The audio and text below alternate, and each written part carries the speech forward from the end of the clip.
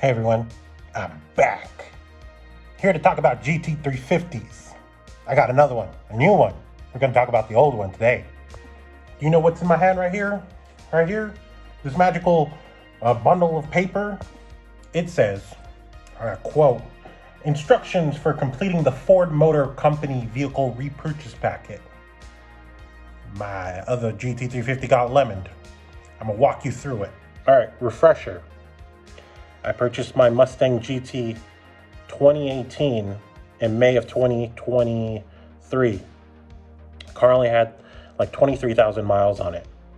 Within a week of ownership, I noticed a few different things, including if I was driving at, the issue started around 35 miles an hour, and it progressively got worse faster I went, but essentially the whole car wobbled.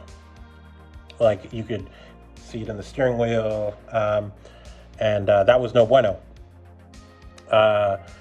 Took it in multiple times, found out that the car had missing rear bolts, wrong magnet right springs installed, and the drive shaft was out of round. Keep in mind that for this vehicle, the drive shaft is on back order. So we couldn't find a drive shaft. So they actually had to create an aluminum one-piece drive shaft to replace in the vehicle. And that actually took a really, really long time. So I'm already out, a few, I want to say like a month and some change, a month and a half. Then once I receive the car, I find out that the rims are out of round. And that they're trying to repair the rims. So I went out of my own way, purchased some rims to put on the vehicle with my own money. Of course, like rims typically aren't, something that dealerships will replace because they weren't OEM. So I went in and I purchased them, balanced them. The car was it was drivable at that point. When I received the vehicle back, I noticed that the motor was consuming about a quart of oil every 500 miles.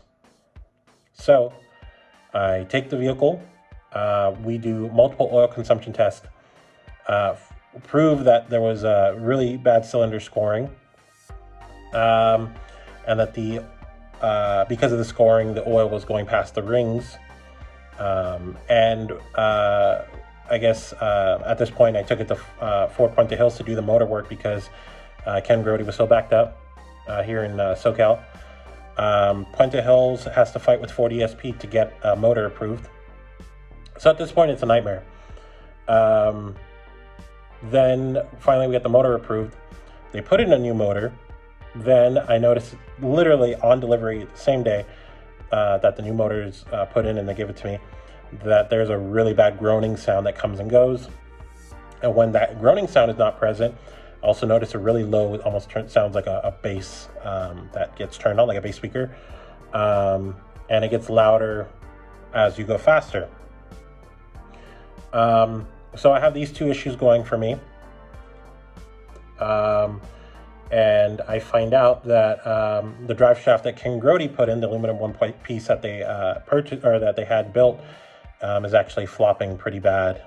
It doesn't matter how it's clocked; it's just incorrectly made and it's balanced improperly. So at this point, I had a ticket open with Ford for quite some time. I asked them to do a lemon paperwork, like to make the vehicle lemon because it has met the criteria. So they asked me for a few things such as my license, current registration, odometer reading, and then they ask what they need to reimburse me for. So I sent a few things such as the rims. Another thing is when that low bass speaker turned on, Puente Hills told me, it sounds like just tires. So what did I do? I went out and bought tires for the vehicle, and that wasn't it. It still made the noise. And so they reimbursed me for the tires that put on. I think it was like Nitto R2s. So within that process, I was waiting to get like an $8,000 check. I was vehicleless, like I didn't have a vehicle. So I went and I bought a 2019 with 27,000 miles, just shy of 28. And before we, talk about the differences between the 2019 and the 2018, they send you this really thick packet that goes through, all kinds of crap. Instructions for completing the Ford Motor Company vehicle repurchase packet. They give you a check. I used that check on the down payment for the new vehicle. Like I said, it was just shy of $8,000. All kinds of stuff. And it's not something that, keep in mind, I bought the car at what, 22,000 miles. I returned the car at 24,874 miles in November. So I had the car for a few months, and I only drove it very rarely. I had to work with the service manager to complete this form, and it was a shame, but I originally went, before I did any of this paperwork, I originally was like, I don't have a car, I need a car, I'm gonna go out and buy it.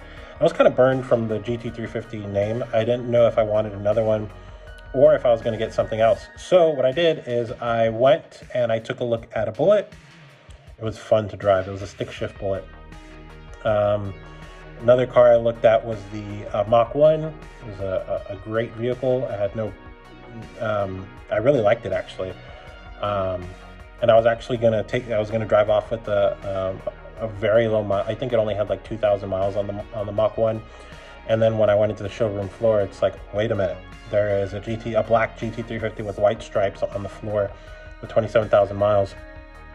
And they really fought for me to get in that vehicle, because keep in mind, I had an existing loan, significant loan, because of the other GT350, and I was waiting for Ford to pay it off. I hadn't even received a check for this, but I had some money that I was like, put it down on it, so I can walk away with it. And so it was hard to get approved because, like, I not only had, a car loan, I had a motorcycle loan, a few other loans that, that I would, if I was a bank, I'd be weary too, because it's like, wait, don't you already have a car? Why do you want a second car? So it was a little difficult in that respect because Ford didn't want to approve me. And it wasn't like I had bad credit. It was literally just because I had another loan. Luckily, they were able to get it through with some favors. And I drove off the vehicle, that day. And you could, I have a video of that, that whole scenario. Anyway, owning this 2019 has been a joy. I've had no issues. It has been a pleasure to drive. It looks more modern. I had a 2020 Mustang GT previously, and this 2019 is very similar. So it's not like I'm going back in time. I'm actually pretty, the tech's pretty new versus when I'm looking back at the 2018, I'm like, oh, it's a little older. You could tell that the styling's a little older, but for the most part, it has been a very good vehicle. Only thing that I had an issue with was on delivery. There was a clutch issue that I noticed within, again, a week of ownership. And I hadn't driven it like maybe 100 miles. And it turned out that the car needed a new clutch. And I went back to the dealership and they said, well, we don't know if you've been doing burnouts or drag strips, so we're not going to cover it. That's a $5,200 additional charge, thing that's not covered under extended bumper-to-bumper warranty, even though I purchased that in the whole 9 yards with this new vehicle as well. So it was, I don't think I should have had to pay for that, but I worked at the dealership and from $5,200 got it down to $3,200. Regardless, I shouldn't have paid for that because there's no way I could have, unless you're like a really bad driver, you could have roasted clutch, in less than 100 miles, of course. But I wasn't doing anything that was, aggressive to the clutch. I was just driving it from here to, 5 miles to work, even then. But for the most part, after I paid that, the vehicle's been great. So long story short and takeaway is, one, we should be more vigilant on cars that we're purchasing, specifically like higher end cars. In this case, it's like cars that are more tailored to the track enthusiast and the drag strip enthusiast. So I'm talking about cars that would be in the same wheelhouse is like a GT350, GT500, you know, maybe a Z06, a ZR1, ZL1, maybe a Porsche 911, GT3, you know, anything in that realm. Be weary. We gotta really pay attention, because it seems like these people that are driving it drive the hell out of them. I mean, that's essentially what they're driven for, but there's also, I feel like, a difference between neglect and driving them how they're supposed to be meant, but also taking care of them. So I think there's a balance there, and you know, somebody that cares for the car, maybe that's the difference. Somebody that cares for the car and somebody that just sees it as a hunk of metal. But I would imagine that the GT350 is tailored towards more people that are more car enthusiasts. But maybe I'm wrong. In this case, it was a really bad. It was a really bad. I can't even think of the term. It was just all bad. Second thing is, be wary of dealerships. In this case, both Ken Grody and Performance Ford in West Covina, California, both are in California, were just garbage. You know, the first dealership for not actually taking the time and and assessing the car when it was traded in, and then just certifying it, because it was not certified. There's no way that could have been a certified car. And then for Performance Ford in West Covina, like it felt like they knew it had a clutch issue, and then they were gonna hope that the consumer paid for it, because they didn't want to pay for it, but still charged a pretty like what the going market rate was for that vehicle, which was I mean, why would you do that? If I would have known it had a clutch issue, of course. One, I don't think it should have been certified, and correct me if I'm wrong, but two, I think it shouldn't have been going for the rate. It would have made sense if it was going for the if it was going for what the car was worth in the market that it is right now, and they would cover the clutch. Like they were going to say, hey, you know, just let us know when it works for you, we'll cover the clutch. I don't know, something like that. Just don't do business practice like that. So it was shady. And three, for me personally, I think I should actually, if I'm going to buy another car of higher caliber or whatever, I think I need to actually get down on my hands and knees and stuff, and look at these cars, or hire a second opinion mechanic to take a look at these cars and stuff, because another thing is something I think about a lot. All right, if Ken Grody knew about this, right? It's 2018 with let's take both sides. One, ultimately they end up the same. One is Ken Grody didn't know about the issues, and let's say I didn't buy an extended warranty. What would that have left me? Because then the car in California is not qualified for lemon law because it's not warranted. I would have still had that 2018 Mustang GT350, which would have been a nightmare. The other side is, what if Ken Grody did know about the problems with the vehicle, and same thing, I didn't get an extended warranty.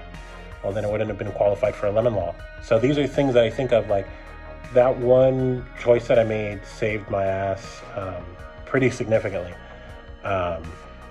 because the car is undrivable. What would I have done? So now that I bought the 2019, of course I purchased an extended warranty. I wasn't going to leave without it because it saved my bacon. So that's pretty much the story. The new 2019, I installed the carbon fiber hood, carbon fiber trunk. I put a carbon fiber GT500 style wing on it. I took the cats off. I'm waiting to I wanted to see how the motor was before I started doing tinkering at all with it. But the motor doesn't burn, I think I said that a little earlier, doesn't burn a single drop of oil. So, you know, we're waiting to go E85 on a tune. And it's not necessarily just for the power benefits of E85. There's, you know, in my other video, I talk about how great E85 is.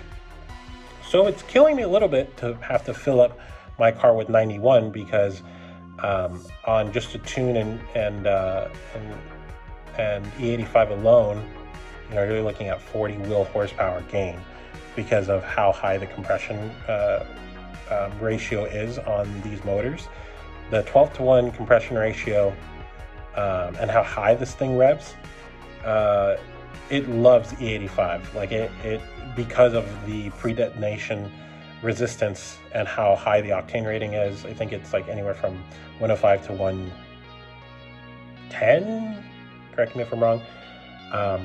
But that's so much better than 93, you know. And then something is like a lot of people are like, oh, why don't you just put 110 octane like race gas? One, expensive as shit. Like I think here in California it's like $10 a gallon. But two, a lot of the stuff is leaded. And I don't want to, why go down that route if I can go down to 85?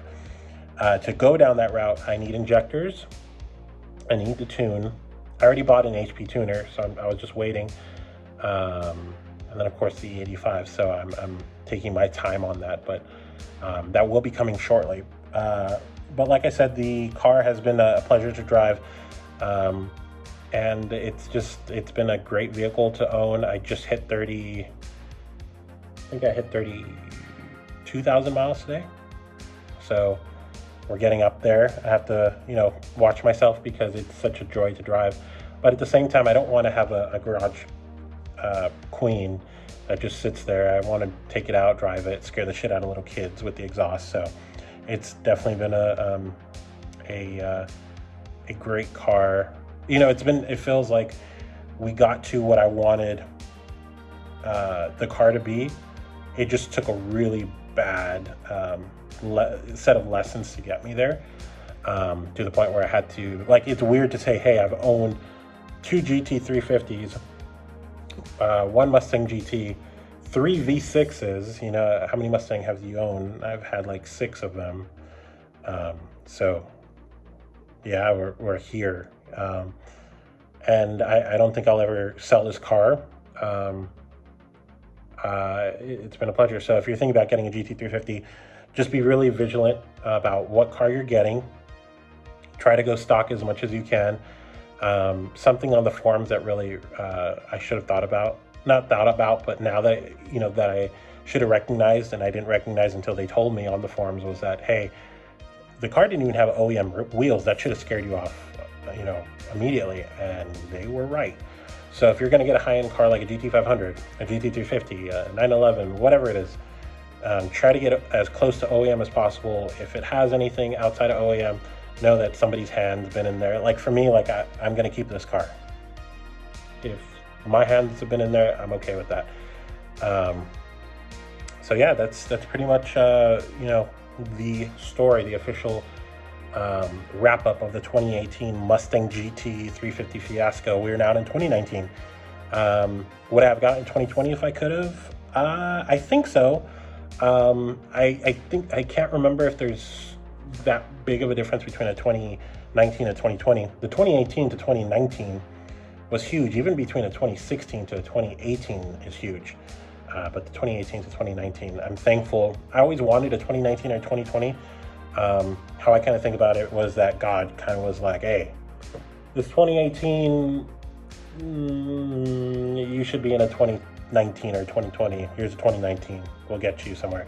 And it's so on par with my 2020 GT. So previous 2020 GT, the technology, everything looks almost the same. So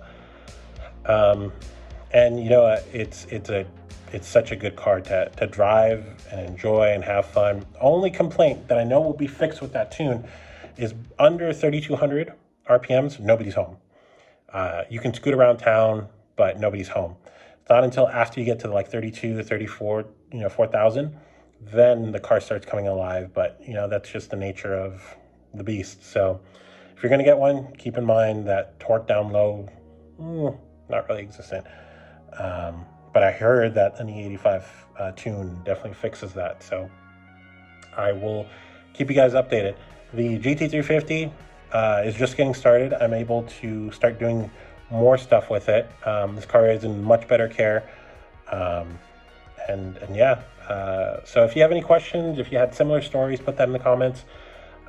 If you want to know about the lemon law process, or if you're having an issue with your Gen 1 and you don't know what to do, you don't know where to take it, I don't know, or what the process looks like, put it in the comments. I went through it. It's not fun, but that's what the community is here for. That's what this channel is here for. That's what YouTube's here for, is knowledge and sharing that knowledge. So definitely put that down in the comments. Thanks for watching, and if you're not subscribed, it helps me make more of these videos. I know I was gone for a bit, but now I'm back. Thanks.